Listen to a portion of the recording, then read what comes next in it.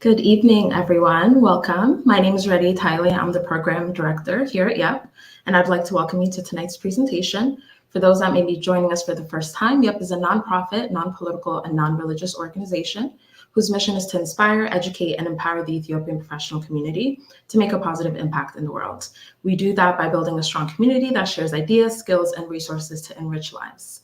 Tonight's home buying seminar, in partnership with your DMV team Realty, is brought to you by our personal development program. If you have any question as the presentation progresses, please put them in the chat and we'll do our best to address them real time or at the end of the presentation. With that said, I'd like to welcome tonight's presenter, Dee Harris. Dee is a real estate agent with your DMV team Realty, and he's dedicated a lot of time over the years to equip our community with information, and we're very thankful to have him again tonight. We're very excited to hear about the new developments in the market. So Dee, I will go ahead and give the floor to you. Thank you. Thank you, Radiant. Thank you, YEP, for having us. It's a pleasure to be back to YEP and partner with YEP as always. It's really a great time to talk to you guys about real estate today. Unlike our past presentations where we present, first-time home buyer presentations, you've seen those enough. Our focus is going to be discussing what the latest developments as the market has transformed over the last year. I'm going to focus on 4 different topics. First one I really want to talk about is the interest rates, because everybody wanting to know about interest rates. For those of you that follow the Fed, the announcement have been made the last week, 2 weeks, that the Fed would actually, for the first time, cut their interest rates at least 4 times in the next year. Even if they don't do it 4 times, even if they do it 2 times, it will be a really big break for buyers, because the challenge has been, as you know, this year, in early November, late October, interest rates reached up to 8%, which made especially for first-time home buyers, buying challenging. Now we are already seeing, in fact, this week I saw a client of mine that got a 6% interest rate, which we haven't seen in a while. Okay, while a year and a half ago, 6% interest rate would have sounded like crazy. These days, 6% is a really welcome change. So what does that mean to you? And this is the one thing I really want to encourage you guys. So the cuts will happen. That's projected. Whether that happens or not, we don't know. But the fact that the Fed has kind of stopped increasing rates, that's a good sign. That means that inflation has been under control and they feel good about the economy. So really the insight I want to give you is twofold. One, a lot of people have been there were people that passed up when it was only a year and a half ago, guys, maybe in April of 2022, when we were at 4.5%, 3.5% interest rate. It wasn't long ago. So what I want to encourage you, when that interest rate went to about 5, people were like, oh, I'll wait to buy. Then guess what? It went to 6, 7. People were like, I regretted not buying at 5. So what this means is now that interest rates are coming back down, people are going to start really buying property. My suggestion to you is buy as early as you can, right? If 6%, we get to about 6%, which we are there now, we'll go down to buy 5.5%. What's going to happen is going to be the people that have been waiting know what this means. So the competition is going to get stiff again, really stiff. And I mean back to the COVID days. And let me explain what I mean by that. So in COVID times, when interest rates were around 3.5%, 4%, when we were making offers on one good home, usually there were 10 to 15 buyers offering. And if a home was listed at $350,000, it typically went 10 to 15 above list price. Sometimes people increased the price by 50 to 100,000. Now, we have still seen that. We have continued to see that over the last year, but not as much, not as aggressively, right? When interest rates got to about 6.5%, 6%, 7%, there were still multiple offers happening, but there were not 10, 15 people on a home and maybe 3 to 5 people on a home. Now, on a good home, we still see the aggressive multi-offers. What I am trying to tell you and what I'm suggesting to everybody here, and I know YEP is a national organization, really a global organization. So wherever your market is, whether you're in Dallas, Oregon, or in DMV or Canada, what I could tell you is if you could really buying a home is or refinancing a home or anything is in your plans for 2024, do it early, because as these rates drop, the competition is going to get very intense. Okay. So that's one suggestion I really have for you. People are like, but I'm buying at 6.5%. But here's the analogy I want to share with you. Okay. We've had buyers this 2023 that bought at 7.5%, because let's say they bought a home at 450 and the mortgage payment is maybe $400 or $500 or more higher than it would have been if they had bought for 3.5% or 4%. Here's the thing. They have the house already. Okay. It's a lot easier to refinance, lower your payment after you have the home. So if you were waiting, if they were, say, anybody that bought this last year at 7%, their mortgage is high at, say, 450 as an example, I would be willing to bet you, as the interest rates go down, that same house, if they had waited for it, they would probably have to pay for 500 or 525. I'm just saying, just based on past experience, this is what's coming. I can't predict the future, but I'm just sharing with you. This is really based on experience. This is what we've seen. And I've been doing this, guys, about 20 years. I was an investor I bought my first house in 1999. So not only have I been a buyer, a consumer, I became an agent much later. So I'm just telling you this is 25 years of view on this market, right? I became an agent during 2007, 2008 window. So I've seen that tough market. We went through a short sale in the 2010 to 2014 window. That was a tough market. So I'm just giving you, I'm not just, giving you an experience of 4 or 5 years. I'm giving you a really broad view of the real estate market, both as an agent, as an investor who has been in the market for a long time. So my suggestion is really, as interest rates drop, they will be more competitive. So I say, please go ahead and buy. If you have leases that are ending, don't renew them. Maybe don't try to renew them for 3 months or 6 months, so that you give yourself time to go ahead and buy it. So that is the big news in terms of the interest rates. So that's the first topic I really I want to give you on the real estate market that's happening really across all of the United States, and really, I know at least partly in Canada, but at least the US I can speak confidently about. I don't know, Radat, if we get questions or anything, but yeah. I don't see any questions posted yet, but I do have one myself. Okay. I've heard about rate buy downs. Can you talk a little bit about that? Sure. Rates are cut and come down. If that's rate buy downs are, for example, let's just say right now, like I said, it's 6.5%, right? And what you can do is lenders would allow you to buy down. There's a cost to it. I think I've seen anywhere between $5,000 to $10,000 per percentage. So let's just say you wanted to take that 6.5 down to 5.5. Okay, then it would cost you that money, and it will save you money. But here's the thing: the advice I would want to give about rate buy downs. In this market, when we are anticipating rates coming down, right? It's almost you're better off to just get the rate that you're getting now, and then refinancing a little bit down the road once you see the stabilization of how far down they go. Because if you buy down too early, you may be wasting money. Because if you buy down 6.5% to 5.5% now, and say in April interest rates go down to 5.5%, that money you spent buying, it's a little bit of so it's really better to buy. So the options do exist. You're normally, when we put an offer in, we ask for the seller to give the buyer closing help. If you're able to do that and you're not in a competitive situation, you can use that support, that help you're getting, to buy down interest rate or your closing cost, however you want to do it. But that's how buy down would work. Okay. For those tuning in, I encourage you, if you have any questions, please drop them in the chat and we'll go ahead and address them. But yeah, I think you can. So that's topic number one. Topic number two, really something I'm excited about. For the first time, we are the conventional loan program. There are multiple types of loans, but typically you hear the FHA. That's, the FHA is usually for first-time buyers, and also the credit scores that are below 680 typically. Okay, that can use that the FHA would give you a loan, even I think if your credit score is as low as even 6%. 600, 600 to about 680. You could buy using that. Conventional is for anybody that's, got 680 and above, 700 and above, depending on the lender.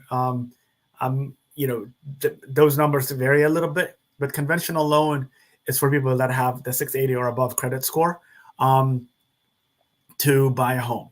Okay. So up until now, if you're using FHA, you've been able to buy a 4-unit property as a first time, as your primary residence with 3.5% down.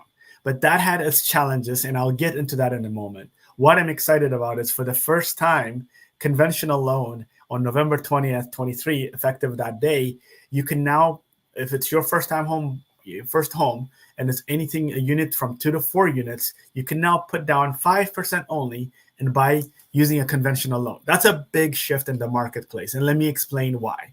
Okay. So the primary point here, though, is whether it's a 2-unit, 3 or 4 unit, the assumption is that you'll live in one of those units. Up until now, for conventional, you could only do that by putting 20% down. So if you're a first-time home buyer, you have a budget of $400,000. Most people, don't have $20,000 or $100,000, $125,000 to buy down on a multi-unit property with a conventional loan. You could do it with an FHA, but in a minute, I'll explain to you the difference on why FHA has been challenging with that one.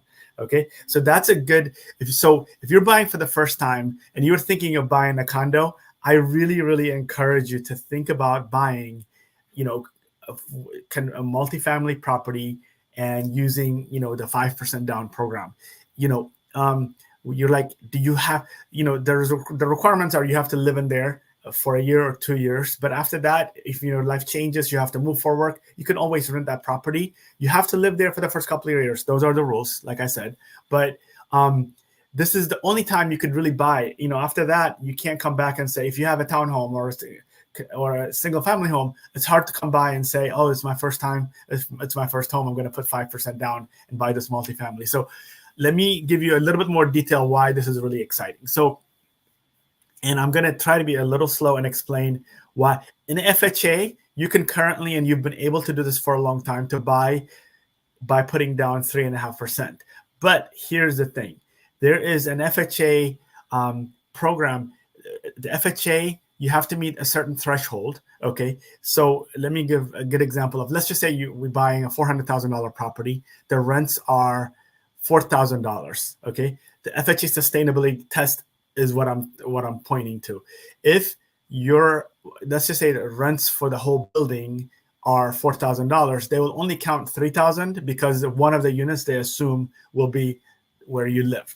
Okay, but FHA has this rule where it says it has to be a sustainability test where it says, okay, I'm going to look at the mortgage. Okay, I'm going to look at the mortgage, and your rents have to be 75% of that number, which makes it really low. So give you an example. Let's just say total rents are $4,000. Okay. In this current market, okay, 75% of that is $3,000 roughly, right? But if you take a 7.5% interest rate or a 6.5% interest rate, your mortgage by itself will be well over, like $3,500 or $4,000 roughly. So meeting that FHA sustainability is difficult. Therefore, buying a multifamily using the FHA program has been very, very difficult. I've sold 2 of them this year, and they've really been difficult to do. Okay. But with the conventional loan, you don't have to worry about that sustainability test. Okay. So that allows you to buy the property without the sustainability test being present. Because that sustainability test really, because of the interest rates, it's difficult to meet. We were able to meet it very cleanly when interest rates were, 3.5%, 4%, even 5%. But as interest rate got higher, that made it difficult. So this is why we're really excited about it. Like the FHA program also requires you to live in that unit for a year to 2 years, depending. Okay, minimum numbers I've seen are 6 months. To be honest, if you bought one with good intention of living there, but let's just say family emergency happened or you had to move for work, you could definitely talk to your lender and make those adjustments. I've seen that in the past, but I'm just going to tell you the rules are the rules. So you have to follow that but if there were exceptions, I'm sure the government will deal with it. You will deal with it. But this is really a good, exciting program because think about real estate as an investment at the beginning. Okay, you're buying this property as a first-time home buyer with 4 units, and then let's just say you live in it for 5 years, right? And then your life dynamics changes. Maybe you want to get out of that 2-bedroom apartment and you want to buy a townhouse. You can keep that 4-unit building, rent it, and then go on and buy your next property. Now, lenders would require to see that your mortgage is being satisfactorily met with the rents before they allow you to buy another one or before it counts against your debt to equity ratio. But you do this over a 10-year window, you could possibly pick up 2 to 3 homes with just 5% down. And that's illegal. Everybody does it. As long as your mortgage is covered by the rents of, say, your multifamily, and then you bought a townhouse, let's just say, then, your family grew and you have a couple of kids or whatever it may be. Okay. And then you're buying a single family, you can still rent that townhouse as long as the mortgage is being met. Okay. And then you go on and buy the next house. Okay. So this is why I'm really excited about this. And this is a big shift. We have not seen, again, in my 20 plus years of doing this business, I've never seen this type of a big shift in a mortgage. And, I'm more than happy to answer that question. A lender, this is available to any lender in your local area. But buying a multifamily is also not an easy thing, right? Like while I've made it, it's exciting, but there's a lot that goes into buying a multifamily. There's responsibilities that come with it. There are calculations you have to come up with. You have to do, like, we want to make sure that your return on investment, your cash on cash calculations, some of these things are really what they need to be. But the fact that this exists with 5% down is what has excited me.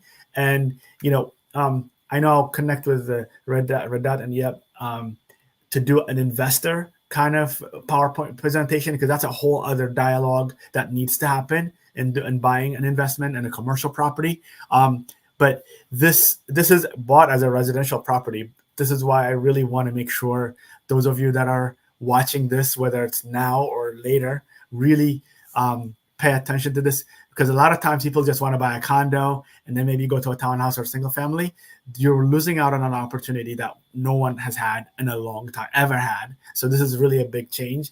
As you can tell, I'm really jazzed about this. So please make sure you pay attention to it and make sure it's part of the options you consider as you're buying a property in 2024. Great.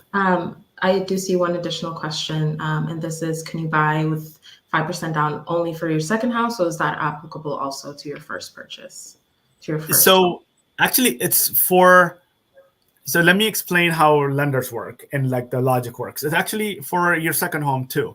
So let me get into it a little bit more so you can have a little bit more in-depth view in it. Okay. So let's just say you bought this commercial, conventional, using your 5% down, your 4-unit, right? You live there, and now the mortgage, your rents have increased. Let's just say when you started, now rents are $4,000, but rents increase, right? Mortgages stay fixed. So if your mortgage is, say, $3,500 now, and say by in 4 or 5 years it's $5,000, what the lenders look at is they look at your total rents, and typically they'll say, most lenders, and again, I can't speak for everybody, I'm just giving you kind of the overall guideline, okay? Most lenders look at your rental income and look at 75% of that income to see if that meets your mortgage, right? The reason why they do that is because, vacancies exist, right? So they want to account for vacancies. So for that reason, they take 75% of your rent, and if that matches your mortgage, then that means that as long as that means that debt to equity is pretty much wipes itself out. Okay. And then as long as you have savings and the credit score and the income to buy another home that is $500,000, $600,000, you could do that with 5% down. The same logic applies when I talked about buying a single family home. So in 5-6 years, maybe you pay down your mortgage or buy it down, whatever it may be, as long as your you can rent that townhouse that you now bought, for about 75% of the mortgage. Okay, you can rent it, then you can go on to the next one. I've seen that happen. I have many customers that have done it. I have done it personally, and that's really a legitimate way of, and I always tell clients, do you really have to sell a townhome? Some people have to, right? That not everybody's in a position. Some people have to for whatever reason, but if you can put yourself in a position where you don't have to, or you're able to do that, then that's really my recommendation. Because over a 10-year window, you can get 3 units. And let's just say you have stocks and stuff, that's real estate becomes not only a way where you live, but it's also your part of your investment portfolio, And again, I'm not a financial advisor, but that's something I've seen a lot of people do. And we advise a lot of our clients to do. And a lot of people over the years have done really well with it. The other advice I would give you is, let's just say this 4-unit we talked about, right? Let's just say 10 years from now, it goes up in value. You could take a credit line on it, or refinance it, take money out, and actually buy your next investment property, legitimately putting 20% down or 25% down, whatever the requirements are. So this first home that I'm talking about allows you to build your wealth, if you will, from at least from the real estate side of it. I don't know anything about stocks, and I don't even get in there, but I could tell you real estate continues to go up. I've gone up over the years. You could, the trends are there, and everybody can study that data. So this is why I'm really excited about this multifamily concept, for anybody that's interested in it and anybody willing to listen. I really specialize in these. Like, this is something that I've done for a long time. Personally, I've talked to many of my clients that have benefited from it, that really appreciate that I guided them this way, say 10 years ago. Anyway, I can go on and on about that, but that's the topic, Okay. We do have one more question related to the rates. So will private lenders also lower either their down payment interest, or is that typically? That's the expectation. Yeah, that's the expectation that we would see, because the fact that we have seen when I share with you that people have are already getting 6.25%, which we haven't seen at all since probably the late part of the summer. That's a really good sign. Yeah, the lenders, it's in their best interest to lower the interest rate so that they could get people into homes at a lower, more affordable price point. So yeah.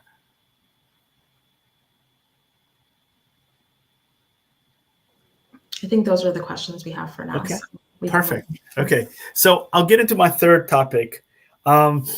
So one thing that we noticed in 2023, government programs, and this is really varies by region. Okay, it could be, I'm in the DMV, so I know a lot about what's in Virginia, what's in the DC, and then what's in the Maryland, Pennsylvania areas. But I know whether it's California, if you work for the government and you're in certain industry, there are a lot of programs out there that help you buy a home. If they lend you the money to buy your home, usually the interest rates are really low, or they don't even require you to pay it back until you sold the house or refinance the house, and some may even forgive it altogether.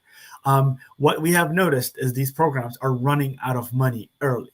Okay, so what I share with you is, wherever you are, whether you're in Minnesota, Chicago, New York, wherever you may be looking to buy a home, and you qualify for one of these programs, people that are in the I don't know, teaching industry or public, in the police or anywhere, like, and there's also programs for doctors. Just all the regions, all the different professions have their own little programs. So, but if it's related to the government, it's funded by the government or through some sort of a legislative action, we've seen them run out of money early. So I am going to encourage you to just go, not only apply for it, but also don't sit on it and wait on it because people run out of money. I'll give an example in DC. Okay, DC has a really excellent program called HPAP. And this year, it ran out of money around, I think, June timeline. And the funding was not available again till October. So people that were under contract using this program were denied their loan because the money ran out. So My suggestion is the money is being funded now.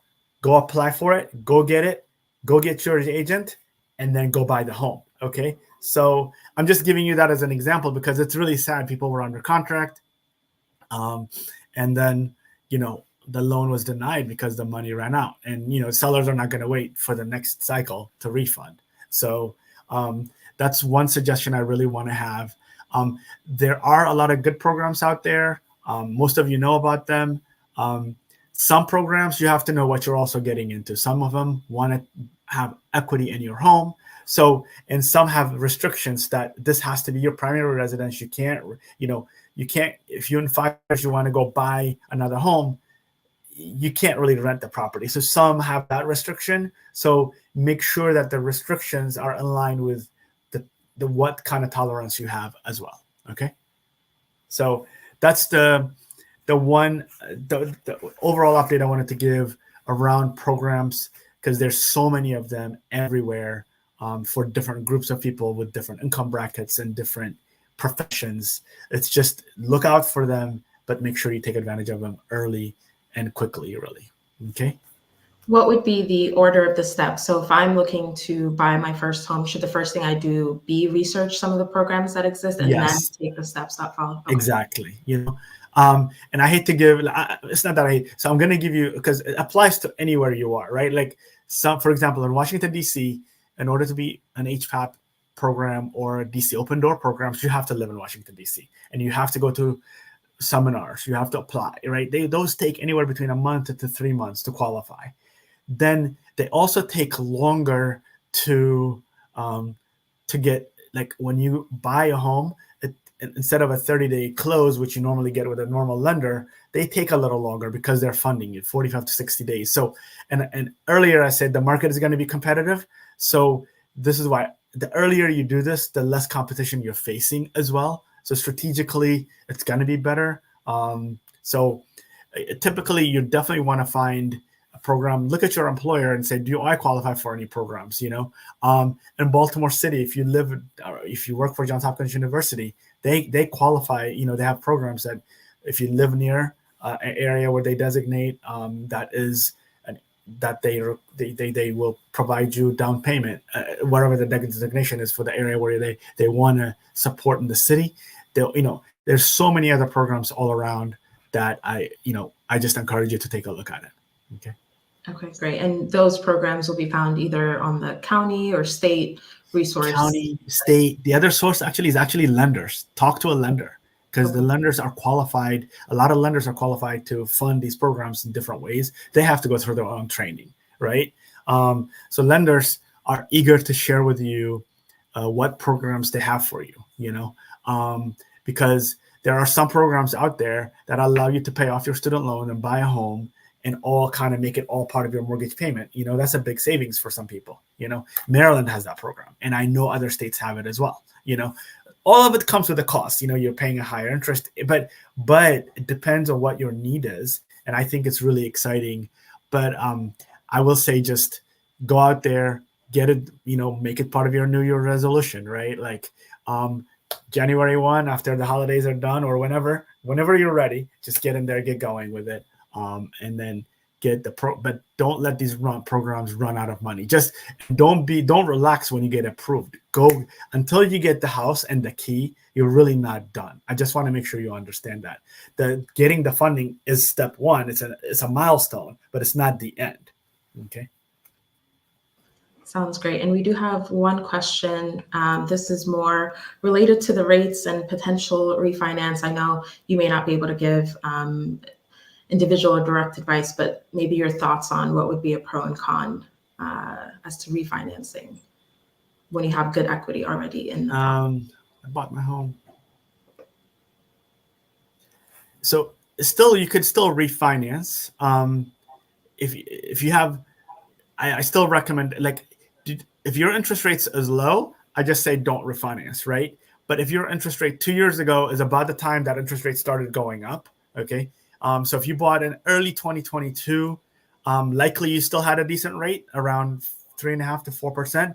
But if you were one of the ones that got about 5.5%, if rates do drop, and not when they do drop, but low enough for you to be acceptable, I would say refinance, because most people don't live in a home 30 years, to be honest. So if you can refinance and save money, I'll give you my overall guideline I give to my customers is, let's just say your mortgage is $3,000. And if you can refinance and bring it down to say $2,700 or $2,600, that's a significant amount of, that's a good savings. And most refinances don't cost a lot of money, and some of them would even allow you to wrap that cost into the actual loan. So if it saves you, it's $300-400 a month, that's to me that's a big change. So that's a guide I'll give. And also, but it has to be worth it, right? If you have a 5% one, if somebody came and said interest rates are now at 4.75, I wouldn't recommend doing it. But if they are at 4.25 or 4%, half a point or more, I think that's worth considering in general speaking. And, again, talk to your lender. I'm a real estate agent that just knows a little bit of everything, but I'm just giving you enough to kind of prompt you to take the next action with a lender or your recent government programs, whatever they may be. But I think that's a good. So you have to look at that a little closely with your refinancing. Okay. Anything else?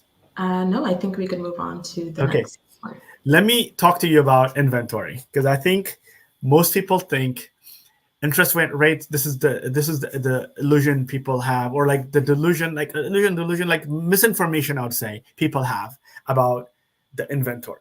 Okay.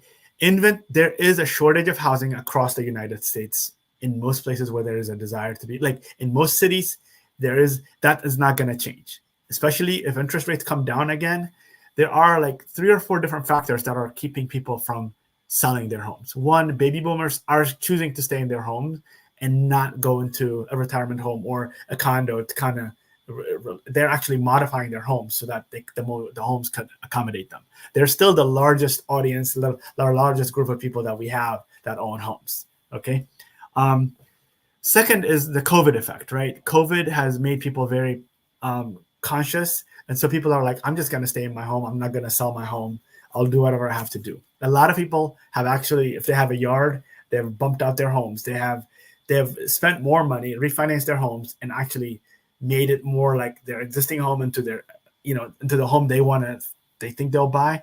So that's the other reason why there's low inventory. The third one is, as we talked about, interest rates were really low for a long time. And there were people that have 2%, 2.5, 2.75 interest rates that in 2020, 2021, you can get those rates. And if I have that kind of a rate, I'm not selling my house because my home is very affordable. So those low interest rates, even though I'm telling you interest rates are going down, no one is really anticipating them going back down to below 3%. Those days, I think we haven't. It will be a while before we see that. And I'm not an economist, but it will be a while. Keep in mind, the Fed interest rates were 0 at that time, right? The Fed has hiked interest every quarter for the last 20 months. This is the first time they're lowering them. So even they're lowering 3 or 4 times next year, that's not going to go back down that low. So those people that have bought homes are not going to really, a lot of them are, unless they have to sell, they rarely will sell. Okay. So those 3 areas, for those 3 reasons and many others, but those are the key reasons inventory is going to continue to stay down, and those are the projections of everyone out there. So why am I saying this? Most people say, well, during the spring, we're going to have more homes. That is true. Traditionally, the spring season, starting in February to about June, is when most homes are sold in most markets. But that being said, you're not going to get, 100 homes, say, in a community show up. There's still going to be like competition for these quality homes. And if you add that with the interest rates that I talked about, then you're going to get more competition. So if you see a home you like, go ahead and buy it, make the offer, and buy it. Don't say, oh, let me wait out the market. You may just not outwait yourself and not buy anything. So I do want to make sure you really, people that bought a home back in 2009, 2010, people that have family members that bought then, oh, it's interest rates are so high, it's going to dip, we're going to have a foreclosure. We're not going to really see a lot of that. And the other reason why I'm going to tell you competition is going to be a little stiff, for the last couple of years, we're seeing corporations, not humans, corporations actually buy homes. They're coming in with assets that most people don't have. Okay. For them, they don't care whether they lose $1,000 on the closing, because these are typically, like literally large organizations that are just creating an arm to buy these homes and then make them rental properties. So they have a longer vision for these properties, and they're not, first-time home buyers that are just, that are starting up, have saved for a year or two, have $25,000 maybe to put down on, $500,000 home. They're putting, putting their resources together tightly. And anybody that's been through that knows what that is like. And I was once, I just came out of college. When I bought my first property, I put pennies together and put them together, right? Like that's just what most people do. And but you're now competing against corporations that are buying homes. So that's also another factor in this market that's making things tight. Okay. So for all these reasons, my main message in this last note is, if you are ready to buy a home, you see a home you like, just go ahead and make an offer on it. Give it your best shot. Don't think that the grass is greener on the other side. Okay. Now, if you're not ready, obviously that's a different conversation. But if you are ready, just make sure you buy. So in summary, this is what I'll say. Interest rates are going to come. Projections are they're going to come down. It's going to be competitive. So buy early if you can. Okay.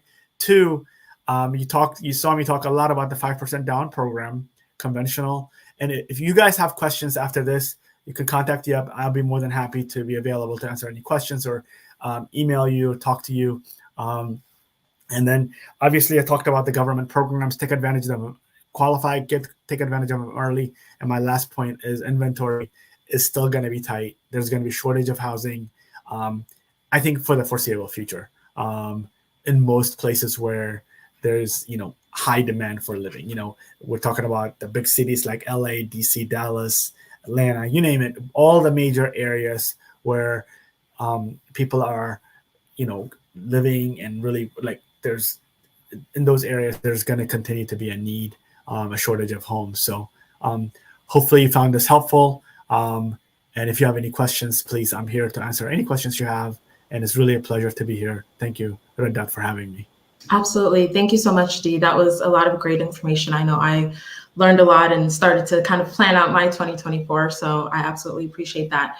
I had one question, and for those that are tuning in, if you have questions, please drop them in the chat and we'll go ahead and address them. But in the meantime, if I'm looking to, well, really, I guess I had 2 questions. When we're thinking about a second property, whether you're looking to buy it because you want to size up, or you're wanting to use that as a investment property, is there any issue with having mix and match loans? For example, if the first loan was conventional or FHA and the second one is different, or that doesn't play? There is no problem. By rule, you can only have one FHA loan at a time. Okay. But if you had an FHA loan and then you are using a conventional, really your next one has to really be a conventional loan unless you refinance this FHA loan. Okay. So there's no problem with that. Okay. And then if individual finds themselves in a situation where they're ready to buy sometime in the next year, but like you said, inventory is slim, what would be your recommendation in terms of their dream home may not be out there, or, since inventory is low, but what would be your recommendation, how to manage expectations, how to make the decision? That's a very good question. What I recommend is, it's better to buy something than nothing, right? Like if I've seen people rent a 2-bedroom for $3,000 a month, right? That's typically a good mortgage, right? A mortgage for about $300,000, $350,000 home, and that you will never get back, right? So my suggestion would be multiple. Actually, I'll give you multiple suggestions. One is expand your search. People are so focused on, I want to live 5 miles from my job, and this is where I want to be, and these are the only areas I'm looking for. But then if you're looking and you're really not being able to compete well, right? Compete well in that, expand your search, really, maybe you commute longer. And a lot of people commit, like say, this is I'm going to be 5 minutes from my job, but jobs are not there forever, right? Sometimes companies fold, sometimes you find a different offer, so the decision to buy has to be something a little bit more concrete, so the other thing is maybe entertain buying, if you're looking at a townhome, consider buying a condo. If that's not, if you're not able to buy a single family or a townhome like you want to. Same thing if you're looking for a single family home, but competition is so strong that you're not able to compete in that space. Okay, then go to a townhome, right? So but owning something is better than nothing, to be honest, because ultimately you're still building an asset, you're still building an equity, because when you own a home, that interest you pay is deductible, right? Like, so if you make, say, $100,000 right now and you're renting, your income is being taxed at the full $100,000. But if you own a home, let's just say you pay $20,000 in interest, you're now being taxed at $80,000 instead of $100,000. There's savings there, right? And I can get into the math, but that's those are the realities. So, and then consider also, especially if you're buying early, maybe you buy a property, and maybe a little bit over maybe a little bit more beyond your comfort zone. If you're in a situation where you can have a roommate, that's another consideration to have. Now, I wouldn't make that a reliance for a long term, but as these interest rates coming down, likely you'll be able to refinance it and make the budget where you want it to be. So there are different ways to kind of look at that. And the last thing I'll say is maybe you save more money to buy down the interest rate. So those are the other options. Consider buying down interest rates. A lot of times I would also tell you, look at if you have 401k, you could borrow. That's money that you could legally borrow against that to buy down a home. You're really moving your one investment to another. Some people have a negative view around that, but to me, that's your portfolio in the stock. That's helping you buy a real estate investment, and you're paying it back through some deduction that your company or allow you to make an arrangement. So look at all those options that you have available to you. Great, that's really helpful. We do have one more question related to lending, and this is, can a lender finance the purchase of a property that's not in the U.S.? That's not in the U.S.? Right. As far as I know, I don't think so, unless that lender, there are large banks like Citibank that have operations globally, right? And those possibly, I cannot really that's not something that I've never done. So I can't really, all I can tell you is talk to them and see what they can do. I will reverse that question and tell you though, if there are foreigners that even don't have a U.S. status here, okay, you can buy a property in the United States. So so if somebody is, say, from Saudi Arabia and they want to buy in the United States, they need to put 35% down. There are lenders that would allow you to buy in the United States. That it's legal to do so. There are some tax implications that it's too much to get into here. But when you sell it, but you could buy from another country in the United States, but from the United States to another country, I really just have not had that experience. So I can't speak too much on that one. Yeah, absolutely. And that tip is helpful as well for those that may be considering buying in the US. So I think we've gone through all the questions. Dee, I really appreciate you joining us once again. Your DMV team for always partnering with us and sharing with our community. Great insight, great information. So we're always thankful for your time. For those that joined and listened in, for your questions, thank you. We encourage you to follow us on our social media at Yep Network. Keep up with our different programming, our upcoming events. You'll find all that information there. And we hope to see you at the next webinar or at our next in-person event. Again, thank you, Dee, and thank you everyone for joining. Have a great rest. Thank you. All right, bye-bye.